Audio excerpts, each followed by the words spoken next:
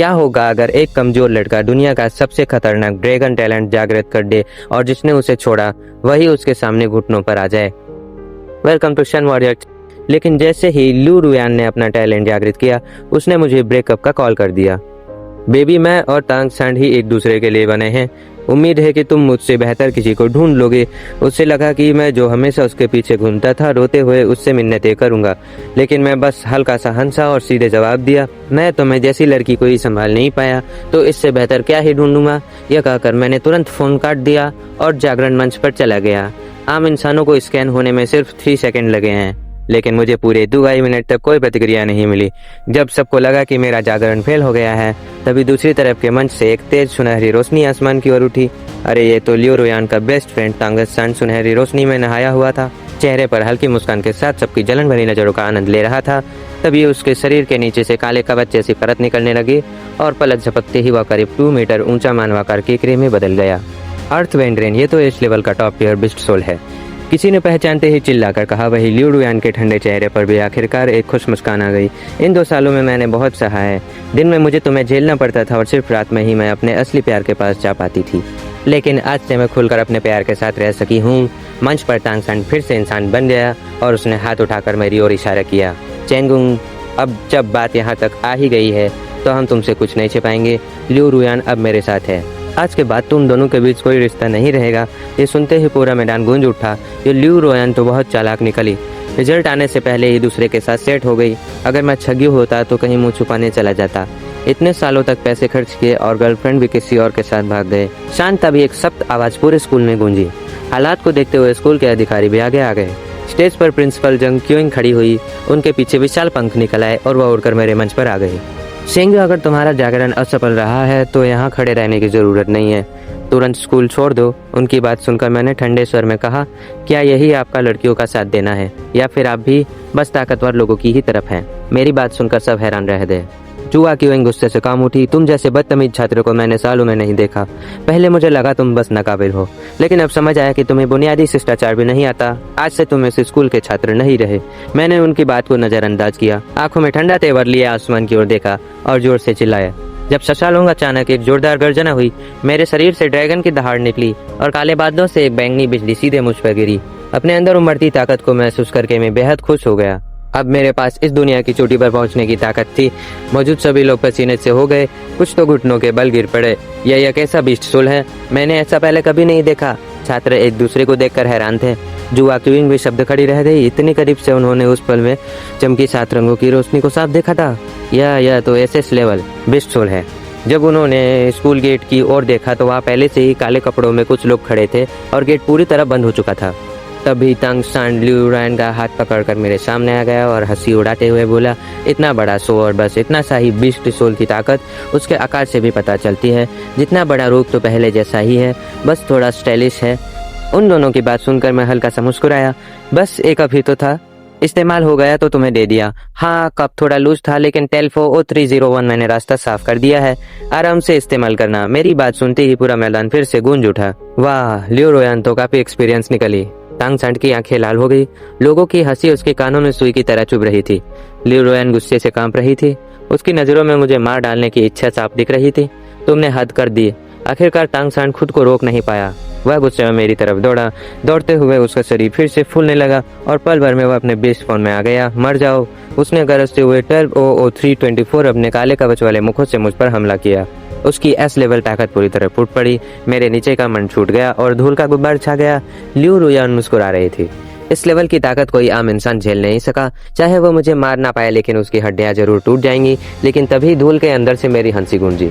बस इतनी सी ताकत, इससे तो तुम उस कप को भी काबू नहीं कर पाओगे। अगले ही पल एक जबरदस्त बैंगनी बिजली ने धूल को चीर दिया। तांग सैंड का विशाल शरीर ऐसे उड़कर गिरा जैसे हवा निकल गया हो। ये कैसे संभव है? लियो रुयान ने मुझे बिना खरोच के खड़ा देखा और हैरान रह गए। मैंने उसकी तरफ देखते हुए कहा, लियो रुयान, जब तुम खुद मान चुकी हो कि तुम पहले ही तांग सैंड के साथ ही, तो अब हमारे बीच कुछ भी नहीं बचा। अब हिसाब बराबर करने का समय आ गया है। ऊंचे मंच पर मेरी आवाज शैतान की बूंदों की तरह लियो रुयान के कानों में गूंज उठी। तुम क्या करना चाहते हो? मेरे हाथ से टपकते खून को देखते हुए जब मैं धीरे धीरे उसकी ओर बढ़ा तो डर और बीस्ट सोल के दबाव से उसका पूरा शरीर कांपने लगा और वह जमीन पर बैठ गई।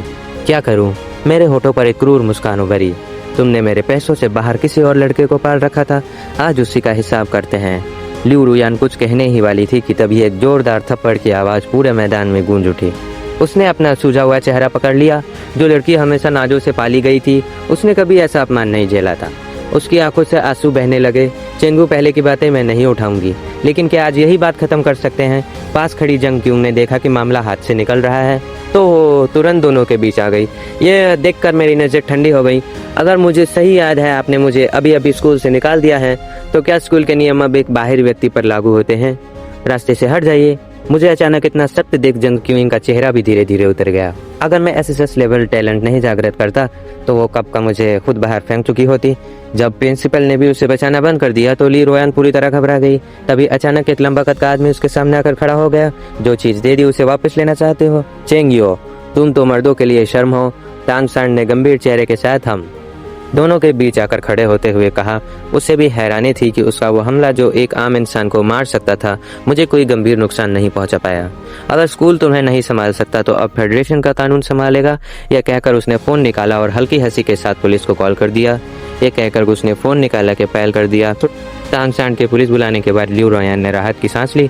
मैं हल्का सा हंसा और अपना ट्रांसफॉर्मेशन खत्म कर दिया। तांग सांड के मन में क्या चल रहा है मैं साफ समझ सकता था। बैकग्राउंड के मामले में वो मुझसे मजबूत था। उसके पिता हानहाई सिटी के फेडरेशन पुलिस स्टेशन के चीफ थे। अगर पहले होता तो बाप की ताकत में मैं उससे कभी नहीं जी पाता, लेकिन अब हालात बदल चुके थे। अब देखेंगे आखिर में रोता कौन है। इतने में स्कूल के बाहर पुलिस सायरन गूंजने लगे। सबसे आगे वाली गाड़ी से एक मध्यम उम्र का आदमी उतारा। उसने अपनी लाठी घुमाई और उसकी आंखों में खतरनाक चमक उभरी। चलो भाइयों, देखते हैं किस कमीने ने मेरे बेटे को घायल किया है। लेकिन जैसे ही वह स्कूल के गेट के पास पहुंचा, काले कपड़ों और काले चश्मे वाले कुछ लोग उसके सामने आकर खड़े हो गए। माफ कीजिए, अभी ये जगह फेडरेशन कंट्रोल में है। कोई भी अंदर नहीं जा सका। उन्होंने अपनी पहचान पत्र निकालकर उसे दिखाया, लेकिन उस आदमी ने बस एक नजर डाली और कार्ड वापस फेंक दिया। इतने सालों की नौकरी में उसने ऐसा पहचान पत्र कभी नहीं देखा था। वैसे भी हाँ, शहर में कई सालों से कोई एसएसएस लेवल टैलेंट जागृत नहीं हुआ था। कृपया सहयोग कीजिए। काले कपड़ों वाले ने फिर से उसे रोका। अब वो आदमी पूरी तरह चिढ़ गया। उसने अपने अंदर की ताकत छोड़ दी। एक ही पल में तेज हवा का झोंका उठा और सारे काले कपड़ों वाले पीछे हट गए। उनमें से एक ने विरोध करने की कोशिश की, लेकिन उसकी ताकत कम थी। कमजोर लोग, आदमी ने ठंडी हंसी के साथ कहा और पुलिस वालों के साथ अंदर चला गया। अपने पिता को देखकर तांग सांड की आंखें चमक उठी। आदमी भी अपने बेटे को देखकर खुश हुआ, लेकिन जैसे ही उसने उसके सीने पर भयानक घाव देखा, उसका चेहरा सख्त हो गया। ये किसने किया? उसने गुस्से से मेरी तरफ देखा। उसकी ताकत बेकाबू होकर बाहर आने लगी। बस थोड़ा सा और होता तो उसका बेटा मर चुका होता। मैंने बिना परवाह किए कहा, हाँ मैंने किया, लेकिन पहले हमला आपके बेटे ने किया था। मैंने सिर्फ आत्मरक्षा की। आत्मरक्षा में कोई इतना जोर से हमला करता है, वह घर जा। इतनी कम उम्र में इतनी क्रूरता आगे चलकर समाज के लिए खतरा बनेगा। चलो मेरे साथ पुलिस स्टेशन। ये कहते हुए उसने खास हथकड़ी निकाली जो जागृत लोगों के लिए बनाई गई थी। रुकिए। जुआ क्यूइंग ने जल्दी से उसे रोका और मेरी स्थिति समझाई। SSS level. सच में आदमी चौंक गया, लेकिन गुस्सा फिर भी कम नहीं हुआ। चाहे कुछ भी हो, कानून सबसे ऊपर है। आज इसे मेरे साथ चलना ही होगा। यह कहकर उसने जुआंग क्यूइंग को धक्का दिया और मेरे हाथों में हथकड़ी डाल दी। मैं बस हल्का सा मुस्कुराया और आसमान की ओर इशारा किया। वहाँ देखिए। उसने ऊपर देखा तो दूर आसमान में एक छोटा काला बिंदु तेजी से बड़ा हो रहा था। ध्यान से देखने पर वह एक लाल रंग का विशाल पक्षी निकला। कुछ ही सेकंड में वह स्कूल के ऊपर पहुंच गया। उसके लगभग 200 मीटर चौड़े पंख पूरे स्कूल को ढक रहे। यह तो फ्लेम बर्ड है। किसी ने पहचान लिया। इतना बड़ा यह तो चौथे स्तर का होगा। यह किस बड़े आदमी का पालतू है? तभी आसमान से एक विशाल तलवार नीचे गिरी और सीधे उस आदमी के सामने जमीन में धंस गई। उसके तुरंत बाद एक लड़की आसमान से उतरकर तलवार के हत्थे पर खड़ी हो गई। आज स्कूल से कोई बाहर नहीं जाएगा। यह छीन गई है युद्ध क्षेत्र की देवी। जैसे ही वह लड़की आई, कुछ छात्रों ने उसे पहचान लिया। उसने अपना हाथ उठाया और हल्के इशारे से मेरी हथकड़ी तोड़ दी। लड़की, हम फेडरेशन पुलिस हैं, हमारे काम में दखल मत दो। आदमी ने चेतावनी दी, लेकिन उसके बोलते ही उसके शरीर से एक खतरनाक आभा फूट पड़ी। उसके पीछे एक राक्षसी छाया उभर आई। फेडरेशन अभी तुम्हारे जैसे नौजवानों के हाथ में नहीं है। वह गरजा, यह लड़का खतरनाक है। आज चाहे कोई भी आ जाए, मैं इसे पुलिस स्टेशन ले जाऊंगा। उसकी बात सुनकर मैं हल्का हंसा। बेटे का पक्ष ले रहे हो तो सीधा बोलो। इतना ड्रामा क्यों? लगता है बेशर्मी भी वंशानुगत होती है। छोटे कमीने, क्या कहा तूने? गुस्से से चिल्लाया और अपनी सारी ताकत मेरे ऊपर डाल दी। अगले ही पल जमीन कांपने लगी, जैसे आसमान से कोई अदृश्य हाथ मुझे दबा रहा हो। लेकिन मैंने जोर से ड्रैगन की शक्ति छोड़ी और उस भारी दबाव के सामने भी जरा सा नहीं झुका। हम दिलचस्प या छिंगई ने मेरी ओर देखकर हल्की मुस्कान दी। मैं तुम्हारे ऊपर का सारा दबाव खत्म कर देती हूँ। ये छिंगई धीरे धीरे उस आदमी के सामने चली गई। एक पुलिस अधिकारी होकर क्या तुम्हें पता है कि फेडरेशन के एसएसएस लेवल रिजर्व सदस्य पर हाथ उठाना मौत की सजा है। उसके हाथ में हरी लोच जल उठी। तुम्हारे पास दो विकल्प है, या तो यहीं रुको और फेडरेशन की जांच टीम का इंतजार करो, या भी मेरे साथ लड़ो। लेकिन ज्यादा संभावना यही है कि तुम मर जाओगे। अपने जीवन मृत्यु का फैसला किसी और के हाथ में देकर आदमी कुछ पल चुप रहा, फिर एक तरफ हट गया। आज मैं लीन परिवार की इज्जत के लिए पीछे हट रहा हूँ। मेरा बेटा भी एस लेवल जागृत है। आगे कौन कितना आगे जाएगा यह अभी तय नहीं है। उसकी धमकी को मैंने बिल्कुल नजरअंदाज किया। सिर्फ एस लेवल है, इसमें घमंड करने वाली क्या बात है। मामला खत्म होने के बाद ये छिंगई मुझे क्लासरूम में ले गई। उसने हाथ घुमाया और एक आधा पारदर्शी पत्थर निकालकर बोली, यह बिस्टूल टेस्ट करने का उपकरण है, तुम्हें एक बार फिर टेस्ट करना होगा। मैंने सिर हिलाया और अपना हाथ पत्थर पर रखा। कुछ ही पलों में 7 रंगों की रोशनी पूरे कमरे में फैल गई। सच में मेरे जैसी ही एसएसएस लेवल ये छिंगी मुस्कुराई। फेडरेशन की फर्स्ट रिजर्व टीम में तुम्हारा स्वागत है। पापा अब मैं क्या करूं? वो कमीना चिंगियो मुझसे अपने लिए 120917 हुई चीजें वापस मांग रहा है। एक शानदार वेला में ल्यू रुयान एक बिल्ली की तरह एक आदमी के पैरों के पास बैठी थी। बस कुछ लाख चीजें ही तो हैं, उससे ज्यादा मुझे तुम्हारे एस लेवल बीस्ट सोल की चिंता है। वो आदमी हाई सिटी का मेयर फांगेंगान था। टांग संडान जैसा निकम्मा, उसे मैं बाद में हिसाब लूंगा। और चिंगू की चिंता मत करो, हानाई सिटी पर हमारा ही राज चलता है। फ्लेमबर्ड की पीठ पर बैठा मैं नीचे छोटे दिख रहे इस शहर को उत्साह से देख रहा था। कुछ देर बाद हाई से छोटा एक शहर दिखाई दिया। यह छिंग के नियंत्रण में 120941 फ्लेमबर्ड ब्लू सिटी की सबसे ऊंची फेडरेशन बिल्डिंग पर उतरा। कई सुरक्षा जांचों से गुजरने के बाद हम एक बड़े कॉन्फ्रेंस रूम में पहुंचे। वहां पहले से 2 लोग बैठे थे, एक करीब 30 साल का आदमी और एक मेरी उम्र की लड़की भाईलू। अंदर जाते ही यह छिंगई ने खुशी से आवाज लगाई। आदमी ने आंखें खोली, उसकी तेज नजरें मुझ पर पड़ी, जिससे मेरे शरीर में हल्का दर्द सा महसूस हुआ। तो ये वही लड़का है, एसएस लेवल जागृत। वह खड़ा हुआ और मेरे पास आकर हाथ बढ़ाया। ल्यूचे एसएस लेवल जागृत, मेरा बिस्ट सोल वेन टाइप फ्लाइंग स्नैक। मैंने 121006 उसका हाथ मिलाया। दूसरी लड़की का नाम सेन था, एसएस लेवल उसका बिस्ट सोल था। हीलिंग सान मैंने भी बिना छुपाए अपना बिस्ट सोल बताया। चिशिया थंडर ड्रैगन टाइप ल्यूचे और सेन दोनों चौंक गए। ड्रैगन टाइप बिस्ट सोल सबसे दुर्लभ और सबसे शक्तिशाली माने जाते हैं। हमारी बिल्डिंग में पहले भी एक ड्रैगन टाइप जागृत हुआ था और वो आज एक महान योद्धा बन चुका है। अब फिर से ड्रैगन टाइप मिला है। सच में किस्मत खुल गई। तभी पीछे से एक गहरी आवाज आई। मैंने मुड़कर देखा। एक लगभग 70 साल का बुजुर्ग खड़ा था जिसकी आंखों में अथाह शक्ति थी। वह 9th लेवल का शक्तिशाली योद्धा था। स्वे हाइफेंग SSS level beast soul ocean moon का मालिक। इस साल एक एसएस लेवल ड्रैगन बहुत शुभ संकेत है। उसने कहा, तुम लोग हमारी ताकत का आधार हो, इसलिए तुम्हारी ट्रेनिंग बेहद कठिन होगी। तुम्हें आरएमएस लेवल छात्रों की तरह 20 सोल यूनिवर्सिटी का एग्जाम देना होगा और टॉप 10 में आना जरूरी है, नहीं तो तुम्हें रिजेक्ट भी किया जा सकता है। मैं हल्का सा हंसा। अब तो नौकरी भी मिल गई और पढ़ाई भी करनी पड़ेगी।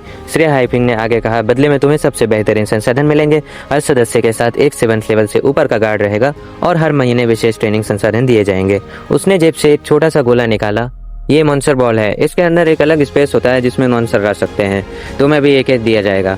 थोड़ी देर बाद करीब 40 साल का एक आदमी अंदर आया। मैं लिन रोशन, तुम्हारा पर्सनल गार्ड, एक्ट level 20 soul war hammer dragon. उसने मेरे कंधे पर हाथ रखा। चलो तुम्हारे लिए एक मॉन्स्टर चुनते हैं। कुछ देर बाद हम एक जंगल में पहुंचे। वान शोलिंग यहाँ, लेकिन असली खतरा अभी शुरू हुआ है। जिस ताकत को वह नियंत्रण समझ रहा था वही उसे खत्म भी कर सकती है। और अब ये बार उसके सामने होगा एक ऐसा दुश्मन जो एसएसएस लेवल को भी कमजोर बना दे। भाग 2 में सच्चाई सामने आएगी। तो अगर देखना है आगे क्या होगा, अभी सब्सक्राइब करो शन वॉरियर।